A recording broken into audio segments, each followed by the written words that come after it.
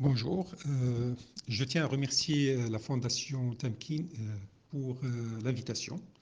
Je tiens à vous dire que je suis invité à titre personnel et toute mon intervention se fera sous la casquette personnelle et non pas sous la casquette de mon département de tutelle. C'est un petit éclaircissement que je voulais apporter. Euh, Comme tous les intervenants invités ici, à mon tour, je prône pour l'importance du digital pour une transformation qualitative de notre système éducatif. Bien sûr, le digital dans ce processus doit être pris comme un levier et pas comme un objectif en soi. Il s'agit ici, bien sûr, de trouver les meilleurs moyens, les meilleures politiques, les meilleures approches pour une intégration saine du digital dans le processus éducatif. Dans mon intervention, je veux humblement proposer une ébauche d'approche qui permettrait une bonne mise en œuvre de l'intégration du digital dans le système éducatif et pour garantir aussi sa pérennisation le long des années à venir. Dans cette approche, je souligne qu'on doit distinguer deux stations temporelles très importantes. La première station, c'est celle de notre destination, c'est-à-dire la destination de notre système éducatif dans 10-20 ans, avec le digital, bien sûr.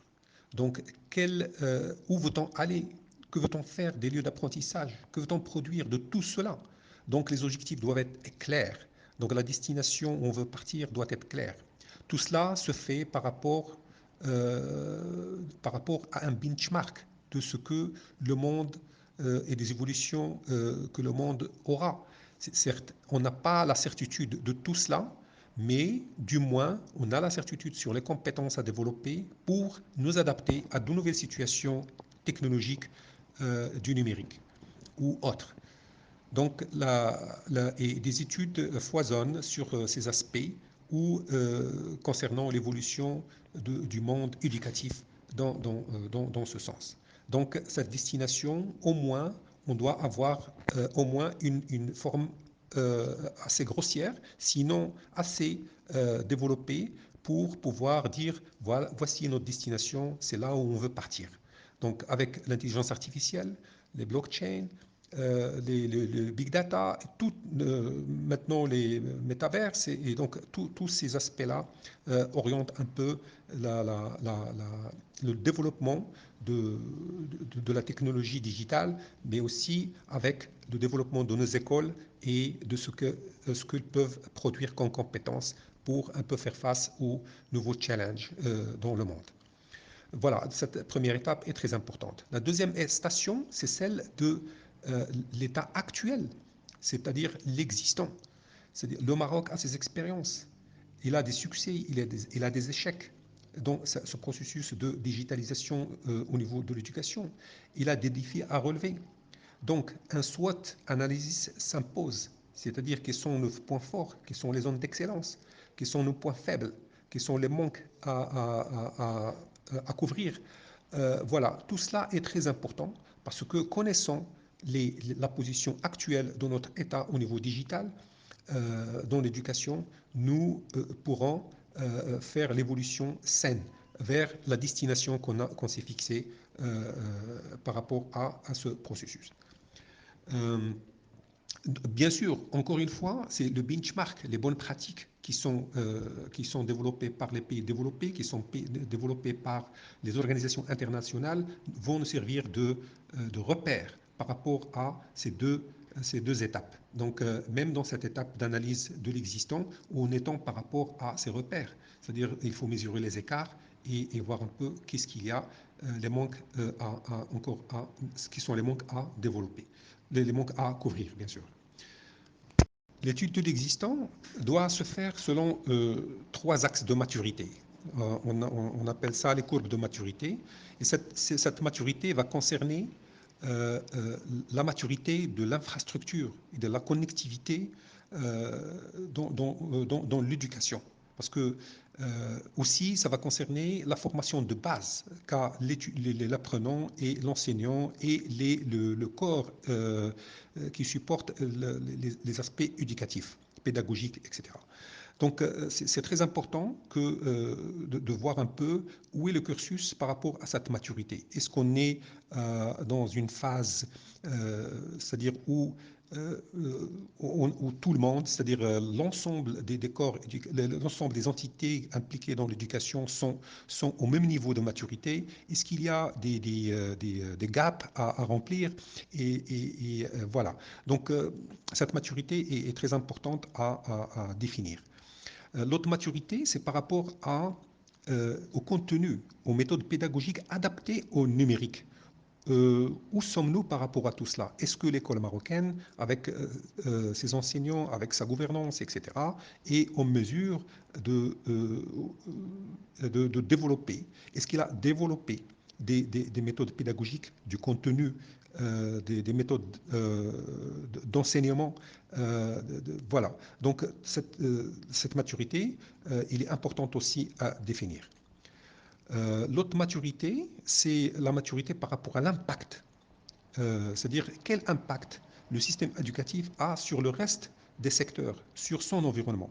Euh, Est-ce que le système éducatif, grâce au digital, apporte aux produits des lauréats, par exemple des universités, parce que c'est à la fin, et qui ont une haute valeur ajoutée dans le secteur industriel, dans le marché de l'emploi, dans la compétitivité internationale du pays. Donc cette maturité aussi, on a la possibilité de la mesurer. Donc voilà, grosso modo, quand on va faire une évaluation, on va la faire par rapport à l'infrastructure de base, à sa maintenance et aux capacités en termes de compétences, etc. Donc aussi, je rappelle, par rapport aussi à la production de contenu et des méthodes pédagogiques, mais aussi par rapport à l'influence du secteur sur le reste du secteur éducatif, sur le reste des secteurs, et sur son environnement. Dans cette approche, nous aurons donc une idée claire sur la position actuelle, mais aussi sur notre destination. Connaissant ces deux positions, on peut imaginer, travailler sur une approche, une politique, sur le dispositif nécessaire qui nous permettront de partir de cette destination actuelle vers la destination à venir. Donc, voilà. Donc, cette approche adoptera bien sûr une méthode progressive et étalée sur le temps. Donc, par exemple, on dirait dans les 3 années à venir, on veut arriver à ce que toutes les écoles sont connectées avec du haut débit. Tout le rural, les zones blanches sont couvertes par la connectivité. Tous les établissements disposent avec les enseignants, avec les apprenants du matériel d'apprentissage comme des ordinateurs ou des tablettes, que tout le monde ait la compétence, la compétence nécessaire à l'usage minimal de l'exploitation des outils digitales. Donc, on dira aussi, par exemple, dans les 6 années à venir, tous les établissements disposeront des capacités nécessaires à produire du contenu de haute qualité. Voilà, donc les méthodes pédagogiques qui intègrent le digital sont mises en place, sont rodées. Voilà un peu des objectifs intermédiaires. Mais avec une phase ultime dans ce processus qui est la finalité, bien sûr, que tous les établissements, tous les acteurs intervenant dans l'éducation, y compris donc, et qui tournent autour y compris pardon, l'apprenant, arriveront à une maturité maximale dans disons, les 15 années à venir, par exemple, et que notre système éducatif, bien sûr, puisse avoir l'assise nécessaire pour produire des lauréats, comme on l'a dit, à haute valeur ajoutée, capables de participer, contribuer à faire évoluer de façon rapide le monde économique, social et politique au Maroc. Maintenant, la question qui se pose, qui conduira ce travail? Qui va veiller à l'élaboration de cette stratégie? Je pense qu'il faut s'adresser à une institution habilitée à réunir tous les intervenants autour de la table et qui a cette neutralité. Donc, moi, je crois que le Conseil supérieur d'éducation et de formation et recherche scientifique qui est le mieux placé pour cette tâche, à mon sens. Donc, il faut à un certain moment lui faire cette requête pour qu'il puisse démarrer les travaux sur cette stratégie. Les travaux qui sont déjà faits par les ONG, par les départements ministériels ou autres, vont verser dans cette stratégie. La vision attendue comportera bien sûr une feuille de route pour la mise en œuvre de la vision stratégique. Il comprendra bien sûr le rôle et l'implication de chaque acteur de l'éducation, de l'environnement autour de l'éducation. Il ressortira les budgets, les dispositifs juridiques mis à jour qui accompagneront ce processus. In fine, la vision attendue doit être une vision intégrée qui prend en compte toutes les interdépendances nécessaires à une meilleure intégration du digital comme outil de développement de l'éducation. La vision comprendra un planning de mise en œuvre étalé sur les années à venir jusqu'à arriver à destination. Les facteurs nécessaires de la conduite du changement, ou je dirais les facteurs nécessaires à la réussite de la conduite du changement. C'est un énorme travail, il est complexe, mais au Maroc, nous avons toutes les compétences et toute l'intelligence nécessaire à le réaliser, sachant que le département de tutelle de l'enseignement prône déjà pour une politique digitale. Ils en font même un cheval de bataille. Donc, les temps s'apprêtent bien. Voilà. Et je vous remercie et souhaite bonne chance au reste des événements avec Temki. Merci beaucoup.